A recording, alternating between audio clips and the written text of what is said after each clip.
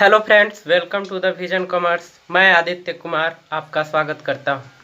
दोस्तों, आज का यह क्लास आईकम फर्स्ट ईयर के लिए होगा। आईकम फर्स्ट ईयर के पिछले क्लास में हम लोगों ने चैप्टर 1 को शुरू किया था। अकाउंटेंसी फिनेंशियल अकाउंटिंग के चैप्टर 1 इंट्रोडक्शन को शुरू किया था एंड कुछ टॉपिक्स हम लोगों ने पिछले क्लास में पढ़ा था। आज हम लोग नेक्स्ट टॉपिक पढ़ेंगे। पिछले क्लास में जो भी टॉपिक पढ़े थे उसके अगले टॉपिक को इस क्लास में हम लोग पढ़ेंगे। दोस्तों, अगर आप लोगों ने अभी तक हमारे इस चैनल को सब्सक्राइब नहीं किए हैं तो कृपया सब्सक्राइब कर लीजिए और बेल आइकन दबाना ना भूलें, ताकि हम आपके लिए नए नए वीडियोज़ लेकर आएँ तो आपको आसानी से नोटिफिकेशन प्राप्त हो सके। तो आइए देखते हैं नेक्स्ट टॉपिक हम लोगों का आईकम फर्स्ट ईयर के अकाउंटेंसी चैप्टर 1 का क्या है। एक और महत्वपूर्ण बात आप लोगों के लिए है, अगर आप लोगों ने अभी तक नोट्स बनाना शुरू नहीं किया है तो कृपया नोट्स बनाना शुरू करें, ताकि आपके इस अकाउंटेंसी का प्रिपरेशन अच्छे ढंग से हो सके। अगर आप नोट्स नहीं बनाएंगे तो तैयारी अच्छे ढंग से नहीं हो पाएगी और आप एग्जामिनेशन में अच्छे मार्क्स गेन नहीं कर पाएंगे। दोस्तों, अभी अपने देश में लॉकडाउन चल रहा है, जिसके कारण सभी स्कूल, कॉलेज, कोचिंग संस्थान बंद पड़े हुए हैं। तो हम लोगों का एक प्रयास है कि आपका कोर्स पीछे नहीं हो, आप डिले नहीं हो, आपका कोर्स निरंतर आगे बढ़े, इसलिए हम लोग लाइव क्लास दे रहे हैं। तो उम्मीद है कि आप लोग इस वीडियोज को देखेंगे और अपना नोट्स बुक बनाना शुरू कर देंगे। दोस्तों, एक और जानकारी आप लोगों के लिए बताना चाहेंगे कि इस चैनल पे आईकम, बीकम और यूजीसी नेट जेआरएफ की तैयारी कराई जाती है। तो आप लोगों को अपने क्लास का मटेरियल ढूंढने में परेशानी नहीं हो, इसके लिए हम लोगों ने इस चैनल पे प्लेलिस्ट बनाया है। ग्रुप वाइज प्लेलिस्ट है, आप लोग अपने क्लास के मटेरियल को आसानी से प्लेलिस्ट के माध्यम से ढूंढ सकते हैं। तो आइए देखते हैं नेक्स्ट टॉपिक हम लोगों का क्या है। दोस्तों, हम लोगों का नेक्स्ट टॉपिक होगा लेखाकर्म अकाउंटेंसी। हम लोगों ने पिछले क्लास में पुस्त पालन के बारे में पढ़े थे, बुक कीपिंग के बारे में पढ़े थे और ये जाने थे कि रद्दी से जो पोस्टिंग किया जाता है वो बुक कीपिंग किया जाता है, पुस्त पालन में किया जाता है। तो इस प्रकार से हमने पिछले क्लास में देखा था कि दैनिक क्रियाकलाप को सबसे पहले रद्दी पुस्तिका में लिखा जाता है और उसको अच्छे ढंग से संधारित करके पुस्तपालन किया जाता है, अर्थात बुक कीपिंग किया जाता है। तो ये हमने पिछले क्लास में देखा था। तो इस प्रकार हम लोगों ने देखा था कि बुक कीपिंग रद्दी रफ, जो दिनचर्या का रफ होता है, उससे सभी मद को निकालकर बुक कीपिंग किया जाता है और इस बुक कीपिंग में जितने भी आइटम्स डाले गए रहते हैं उससे संबंधित खाता में पोस्टिंग करना ही अकाउंटेंसी या लेखाकर्म कहलाता है। इस प्रकार हम लोग ये देख रहे हैं कि अकाउंटेंसी लेखाकर्म जो है वो बुक कीपिंग के बाद की प्रक्रिया है, अर्थात जब बुक कीपिंग एंड होता है तो अकाउंटेंसी स्टार्ट होता है।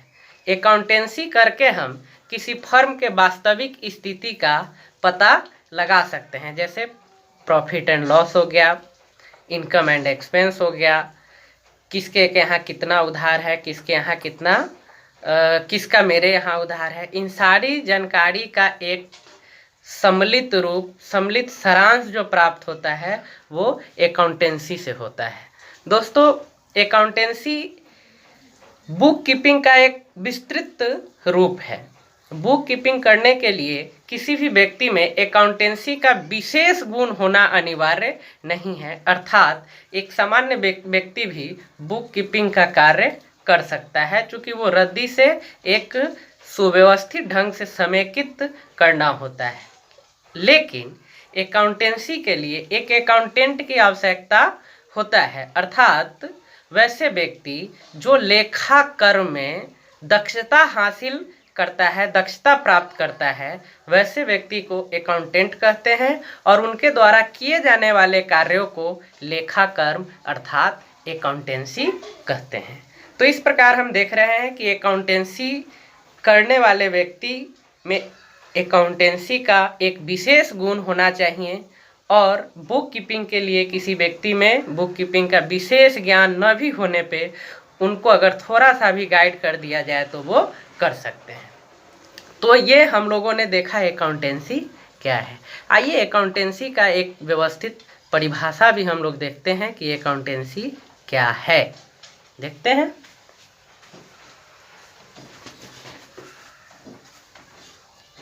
व्यापक अर्थ में लेखाकर्म के अंतर्गत बही खाता को भी सम्मिलित किया जाता है। लेखाकर्म का मतलब बही खाता से प्राप्त लेखों का वर्गीकरण, विश्लेषण, निर्वचन एवं सारांश तैयार करने से है, ताकि बाहरी व्यक्तियों के साथ वित्तीय संबंध सही रूप से मालूम किया जा सके एवं निश्चित अवधि का लाभ हानि निर्धारण एवं आर्थिक स्थिति का पता चल सके।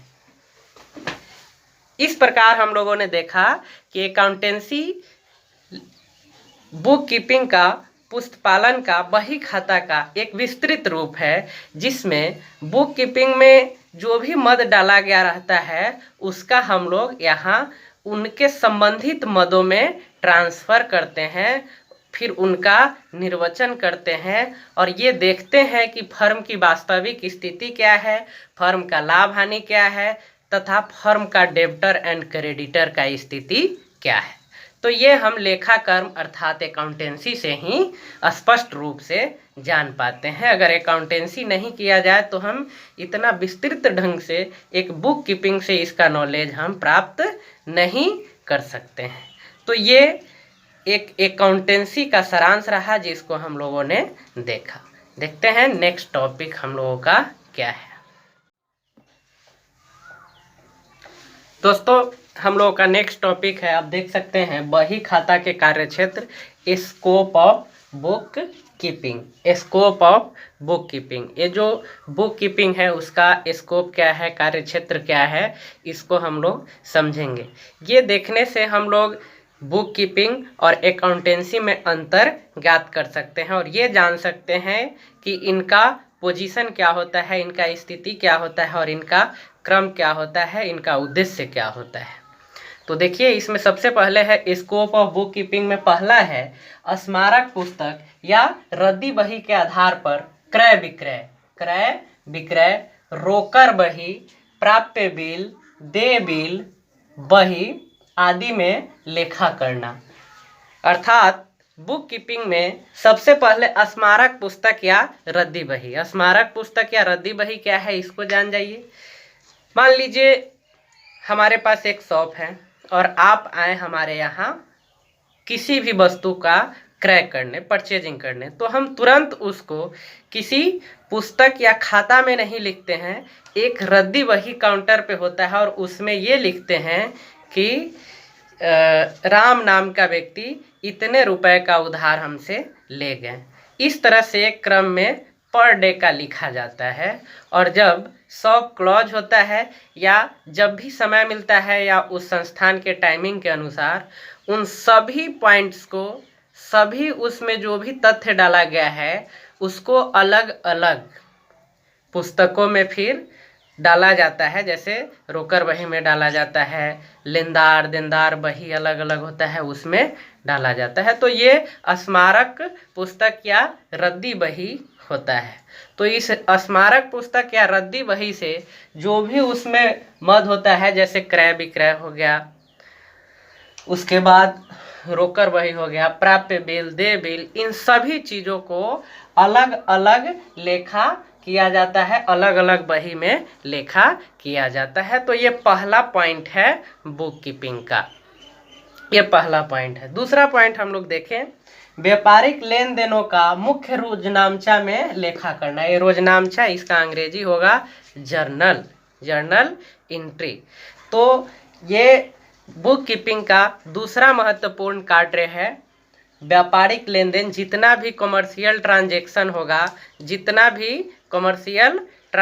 होगा उन सभी का मुख्य जर्नल में लेखा किया जाता है, मतलब जर्नल एंट्री किया जाता है स्मारक बही या पुस्तकों को देखकर। तीसरा होगा प्रारंभिक बही का लेजर में खतौनी करना। खतौनी अर्थात पोस्टिंग करना। इसमें प्रारंभिक बही का लेजर में खतौनी या पोस्टिंग करना। प्रारंभिक बही क्या है इसको समझ लीजिए, यही रफ या स्मारक पुस्तक है। तो इससे संबंधित जो भी इसमें मद होता है उसको हम लोग उससे संबंधित लेजर में अर्थात अकाउंट में, खाता में पोस्टिंग करते हैं।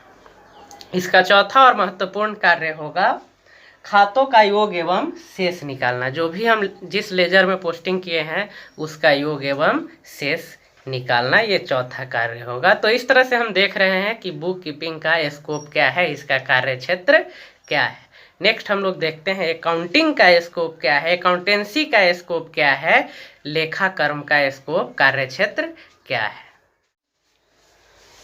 दोस्तों हम लोगों का नेक्स्ट टॉपिक है लेखा कर्म का कार्य क्षेत्र, स्कोप ऑफ अकाउंटेंसी। ये लेखा कर्म का कार्य क्षेत्र क्या है इसको हम लोग समझ लें। इसका सबसे पहला स्कोप है खातों से प्राप्त योग या शेषों द्वारा तल पर ट्रायल बैलेंस तैयार करना। अर्थात जो भी खाता बनता है बुक कीपिंग के दौरान, उससे जो उसका शेष होता है, जो उसका योग होता है, उससे हम लोग ट्रायल बैलेंस बनाते हैं। और ट्रायल बैलेंस से ये पता चलता है कि खाता कितना शुद्ध है, उसमें शुद्धता है या नहीं। तो ये पहला इसका कार्य क्षेत्र होगा। दूसरा कार्य क्षेत्र होगा भूल सुधार और समायोजनाओं के लेखे करना। अगर किसी भी प्रकार का अकाउंट में एरर हो जाए या कोई ट्रांजैक्शन उसमें डालने से छूट जाए, उस परिस्थिति में हम लोग अकाउंटेंसी के माध्यम से एरर्स एंड छूटे हुए ट्रांजैक्शन को खाता में डाल सकते हैं। ये दूसरा स्कोप है अकाउंटेंसी का। तीसरा है फाइनल अकाउंट तैयार करना। फाइनल अकाउंट अर्थात अंतिम खाता, जो किसी भी व्यवसाय का एक सभी लेन देनों के या सभी व्यवसायिक क्रियाकलापों का एक सारांश होता है, जिसे हम फाइनल अकाउंट कहते हैं। इसको नेक्स्ट चैप्टर में हम लोग पढ़ेंगे। तो ये हम लोग अकाउंटेंसी में फाइनल अकाउंट का निर्माण करते हैं। एंड नेक्स्ट इसका स्कोप है फाइनल अकाउंट अंतिम खाते का आलोचनात्मक व्याख्या करना। फाइनल अकाउंट जो बनाते हैं उसमें जितने भी मद है उसका अच्छे प्रकार से जांचा जाता है, अर्थात उसका आलोचनात्मक व्याख्या किया जाता है। इससे हमें उस खाता में अगर किसी भी प्रकार का त्रुटि हो तो पता चलता है। और नेक्स्ट है पुस्तपालक को खाता बही लिखने के संबंध में मार्गदर्शन करना। अर्थात जो बुक कीपर होता है, जो बुक कीपिंग का कार्य करता है, उसको मार्गदर्शन किया जाता है बुक कीपिंग से रिलेटेड, कि उसको बुक कीपिंग कैसे करना है, किन किन मदों को कहाँ डालना है, किस प्रकार से डालना है। तो ये स्कोप रहा अकाउंटेंसी का। इससे हम लोग बुक कीपिंग और अकाउंटेंसी में अंतर समझ सकते हैं। उसके स्कोप को देखिए, इसके स्कोप को देखिए, तब आपको समझ में आएगा कि बुक कीपिंग फर्स्ट फेज है एंड उसका नेक्स्ट फेज जो है वो अकाउंटेंसी है। तो ये लेखा कर्म का कार्य क्षेत्र रहा। अब हम लोग देखते हैं नेक्स्ट टॉपिक। दोस्तों हम लोगों का नेक्स्ट टॉपिक है लेखा कर्म का प्रकार, टाइप्स ऑफ अकाउंटेंसी। दोस्तों हम लोग ये जान ले कि अकाउंटेंसी कितने प्रकार के होते हैं। हम लोग ये अगर अच्छे से समझ लेते हैं तो आगे किसी भी प्रकार का अकाउंट क्रिएट करने में हमको परेशानी नहीं होगी। दोस्तों आप सभी मैट्रिक का एग्ज़ाम देकर तुरंत आईकॉम फर्स्ट ईयर में एडमिशन लेते हैं, तो कॉमर्स एक ऐसा सब्जेक्ट होता है जिससे आप अनभिज्ञ होते हैं, इसके बारे में किसी भी प्रकार की जानकारी आपके पास नहीं होती है। तो इस परिस्थिति में हर चीज़ को, हर पॉइंट को, हर टॉपिक को अच्छे से समझना बेहद ज़रूरी है, ताकि आपको आगे किसी भी प्रकार की कठिनाई नहीं हो। तो हम यहाँ देखते हैं टाइप्स ऑफ अकाउंटेंसी में सबसे पहला है वित्तीय लेखांकन, अर्थात फिनेंशियल अकाउंटिंग। दोस्तों फिनेंशियल अकाउंटिंग क्या है इसको समझ लेते हैं। व्यावसायिक लेन देनों को मौद्रिक रूप से दर्शाना ही वित्तीय अकाउंटेंसी में आता है, फिनेंशियल अकाउंटिंग में आता है। जितने भी ट्रांजैक्शन हैं उसको हम लोग वित्तीय रूप में दर्शाते हैं, मौद्रिक रूप में दर्शाते हैं, वो हमारा वित्तीय लेखांकन के अंतर्गत आता है। इस फिनेंशियल अकाउंटिंग को भी कई भागों में विभक्त किया गया है, बांटा गया है। तो इसको हम लोग समझ लें। सबसे पहला है भारतीय बही खाता प्रणाली अर्थात इंडियन अकाउंटिंग सिस्टम। हमारे भारत में भी एक अकाउंटेंसी सिस्टम को डेवलप किया गया है, विकसित किया गया है। तो ये है हमारा इंडियन अकाउंटिंग सिस्टम, जो फिनेंशियल अकाउंटिंग के अंदर आता है। दूसरा है एकहरा लेखा प्रणाली। एकहरा लेखा प्रणाली अर्थात सिंगल एंट्री सिस्टम। दोस्तों, जब अकाउंटेंसी का प्रादुर्भाव हुआ था उस समय लेखे किए जाते थे। हमने पिछले क्लास में बताया था कि उस समय जो भी लेखा होता था वो सिंगल एंट्री सिस्टम में होता था, लेकिन जैसे जैसे इसका विकास होते गया वैसे वैसे इसका क्षेत्र भी व्यापक होते गया, इसका रूप भी व्यापक होते गया। तो सबसे पहला जो एंट्री होता था वो सिंगल एंट्री सिस्टम में ही होता था। अगला है दोहरा लेखा प्रणाली अर्थात double entry system. Single entry system के बाद इस सिस्टम का इजाद हुआ था जो है डबल एंट्री सिस्टम। अगला है रोकर प्रणाली, कैश सिस्टम। तो ये चार मुख्य फिनेंशियल अकाउंटिंग को चार भागों में बांटा गया है। ये जो आप चार देख रहे हैं, इस चारों का हम लोग पिछले अगले चैप्टर में विस्तृत अध्ययन करेंगे। ये नेक्स्ट चैप्टर का टॉपिक होगा। तो लेखाकर्म का अगला जो प्रकार है वो होगा लागत लेखे, कॉस्ट अकाउंटिंग। ये कॉस्ट अकाउंटिंग क्या है इसको हम लोग समझ लेते हैं। फिनेंशियल अकाउंटिंग को समझे कि व्यावसायिक लेन देनों को या क्रियाकलापों को मौद्रिक रूप से दर्शाना अर्थात एक वित्तीय रूप देना, मौद्रिक रूप देना, यही फिनेंशियल अकाउंटिंग का कार्य है। नेक्स्ट है कॉस्ट अकाउंटिंग। इसका मतलब क्या है? लागत लेखे। दोस्तों, अगर हम किसी भी उत्पादन इकाई को स्टेबल करते हैं, अगर किसी कोई ऐसा उद्योग जिसमें प्रोडक्शन का कार्य किया जाए, तो वहाँ प्रत्येक यूनिट अर्थात प्रत्येक उत्पाद पे हमारा लागत पता चलना चाहिए, कॉस्ट पता चलना चाहिए, तभी हम उसका मूल्य निर्धारण सही ढंग से कर पाएंगे। दोस्तों, आज का जो युग है वो कंपटीशन का युग है, प्रतिस्पर्धा का युग है। इस स्थिति में अगर हम किसी भी प्रोडक्ट को अगर उत्पादित करते हैं, प्रोडक्शन करते हैं, तो हमको यह जानना जरूरी है कि उसी तरह के प्रोडक्ट का दूसरे कंपनी का मूल्य क्या है और हमारा कॉस्ट क्या है। उसके अनुरूप हम उसके प्राइस का निर्धारण करते हैं, प्राइस फिक्स करते हैं।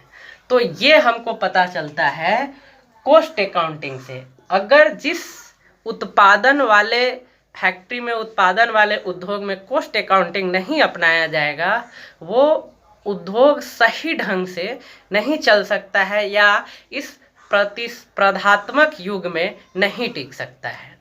अगर हम कंपटीशन में आते हैं तो हमको दूसरे के वस्तु से, दूसरे के उत्पादन के मूल्य से हमारे उत्पादन के लागत को कंपैरिजन करना पड़ेगा, तुलना करना पड़ेगा और तभी उसका मूल्य निर्धारित करना पड़ेगा। तो ये हमको पता चलता है कॉस्ट अकाउंटिंग से। इसमें हम लोग प्रत्येक यूनिट पे लागत मूल्य ज्ञात करते हैं कि उस पे कितना, प्रति इकाई पर कितना खर्च आया है। इसका विस्तृत हम लोग नेक्स्ट चैप्टर में या अगले चैप्टर में पढ़ेंगे। इसका विस्तृत वैसे आपको बीकॉम फाइनल ईयर में मिलेगा। ये एक अलग सब्जेक्ट ही होगा। Cost accounting, management accounting, financial accounting, ये सारा चीज़ जैसे जैसे आप आगे बढ़ते जाएंगे इसका विस्तृत रूप आपके सामने आते जाएगा। दोस्तों, नेक्स्ट है प्रबंधकीय लेखे, मैनेजमेंट अकाउंटिंग। ये किसी भी प्रबंध के लिए तीसरा ये मैनेजमेंट अकाउंटिंग भी काफ़ी महत्वपूर्ण होता है। जैसे हम कोई भी उद्योग सेटअप, मतलब कोई भी उद्योग डालते हैं उत्पादन के दृष्टिकोण से, तो उसका मैनेजमेंट एक प्रभावी ढंग का हो, उसके लिए मैनेजमेंट अकाउंट अनिवार्य हो जाता है। जैसे अगर हम मैनेजमेंट अकाउंट नहीं करते हैं तो हम फर्म के लिए आगामी जो निर्णय है वो सही ढंग से नहीं ले पाएंगे। तो फर्म के सफल संचालन के लिए मैनेजमेंट अकाउंटिंग काफ़ी आवश्यक हो जाता है। इससे ही हमें पता चलता है कि किन किन बिंदुओं पर हमें ध्यान देना है, किन किन बिंदुओं पर कार्य करना है, जिससे हमारा व्यापार, हमारा व्यवसाय सफल हो। तो इसलिए मैनेजमेंट अकाउंटिंग काफ़ी महत्वपूर्ण होता है। बीकॉम के तीसरे पार्ट में मैनेजमेंट अकाउंटिंग आपका एक बुक ही होगा, अलग सब्जेक्ट ही होगा, जो 100 मार्क्स का एग्जामिनेशन होगा। ये मैनेजमेंट अकाउंटिंग बहुत महत्वपूर्ण है किसी भी व्यवसाय के मैनेजमेंट के लिए, प्रबंधन के लिए। एंड नेक्स्ट होगा सामाजिक लेखे, सोशल अकाउंटिंग।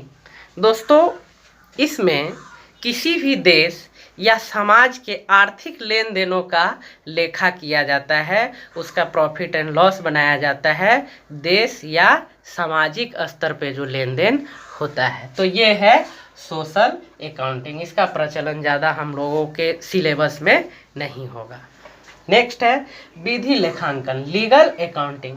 दोस्तों, इसको टैक्सेशन डिपार्टमेंट अनिवार्य नहीं माना है, क्योंकि बहुत सारे ऐसे आय हैं जिन पर अलग अलग स्लैब का टैक्स लागू होता है, तो इसलिए थोड़ा सा ये अप्रभावी होता है। लेकिन इसको हम लोग जान ले कि ये एक लेखाकर्म का प्रकार है। अब ये टैक्सेशन का रूप लिया है। हम लोग बीकॉम में अगर जाते हैं, बीकॉम पढ़ते हैं, तो आपको इनकम टैक्स, एक टैक्सेशन एंड लॉ ही अलग से आपको पढ़ना पड़ेगा। तो ये है आपका लेखाकर्म का एक प्रकार। नेक्स्ट है सरकारी लेखे, गवर्नमेंटल अकाउंटिंग। ये ऐसा लेखा है जिसमें केंद्र सरकार, राज्य सरकार या स्थानीय स्वायत्तता वाला जो संस्था है, वो अपने लाभ हानि को ज्ञात करने के लिए खाता का जो स्वरूप अपनाते हैं, जो सिस्टम अपनाते हैं, वही सरकारी लेखे कहलाते हैं। तो इस तरह से हम लोगों ने लेखाकर्म के बहुत सारे प्रकार को देखा, लेखाकर्म के कितने टाइप्स है इसको देखा। दोस्तों, हम लोगों का नेक्स्ट टॉपिक होगा पुस्तपालन की श्रेष्ठ प्रणाली के आवश्यक गुण, essential of a good system of book keeping. जब हम बुक कीपिंग करते हैं, पुस्तपालन करते हैं, तो उसका आवश्यक श्रेष्ठ गुण क्या होना चाहिए वो हम लोग देखेंगे। दोस्तों, एक चीज़ समझ लीजिए, पुस्तपालन का कोई एक निश्चित सिद्धांत या विधि नहीं है। यह फर्म के आकार के अनुसार, फर्म के व्यवसाय के अनुसार, फर्म के नेचर के अनुसार बनाए जाते हैं और अपनाए जाते हैं। लेकिन इसके श्रेष्ठ गुण क्या होना चाहिए वो हम लोग देखें। ये इतने गुण अगर किसी भी बुक कीपिंग सिस्टम में होता है तो वो बुक कीपिंग सिस्टम सफल माना जाता है। इसका कोई निश्चित नियम और सिद्धांत नहीं है, इसलिए कुछ उसमें जो उसका गुण है वो होना चाहिए। इससे बुक कीपिंग की शुद्धता बढ़ जाती है, विश्वसनीयता बढ़ जाती है। तो देखिए, बुक कीपिंग का आवश्यक गुण क्या होना चाहिए। सबसे पहला है सरलता, सिंप्लिसिटी।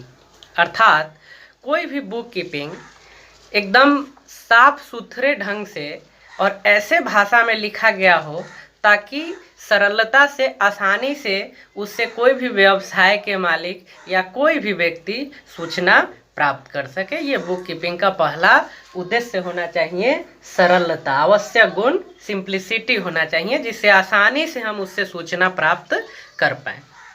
दूसरा है पूर्णता, कंप्लीटनेस।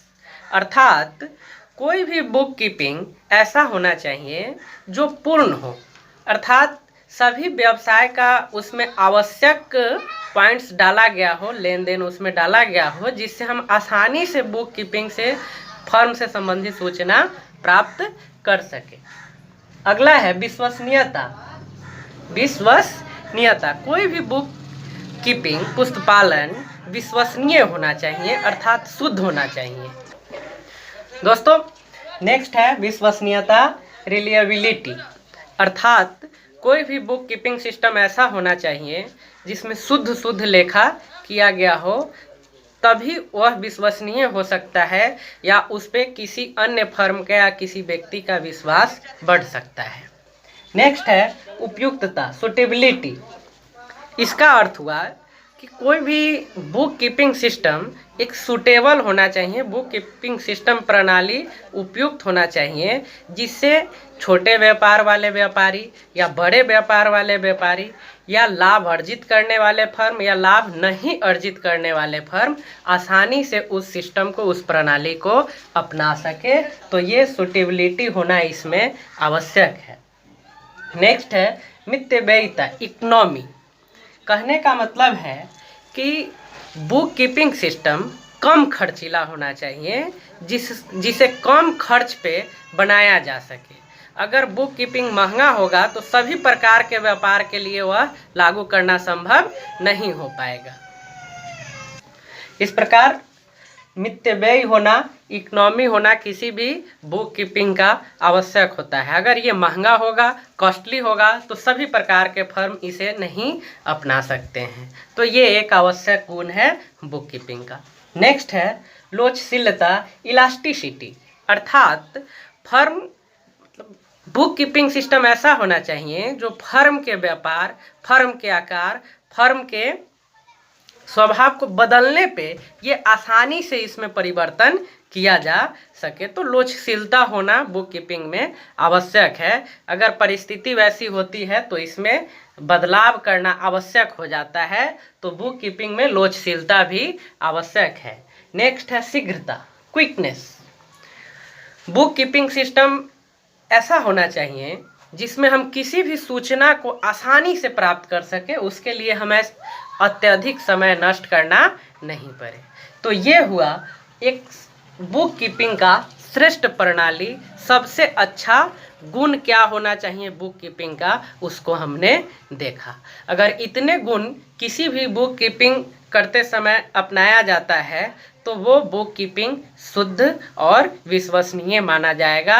और उससे किसी भी प्रकार का, जब हम अकाउंटेंसी करेंगे, खाता, लेजर, जर्नल अगर ये सब करेंगे तो हमें किसी भी प्रकार के कठिनाइयों का सामना नहीं करना पड़ेगा। तो आज के क्लास में इतना ही। अगर आप लोगों ने अभी तक हमारे इस चैनल को सब्सक्राइब नहीं किए हैं तो कृपया सब्सक्राइब कर लें और बेल आइकन भी दबा दें ताकि नोटिफिकेशन आपको आसानी से प्राप्त होते रहे। साथ ही साथ अपने दोस्तों में भी इसे शेयर करें ताकि वो भी इस लॉकडाउन में लाभान्वित हो सके। नमस्कार, धन्यवाद।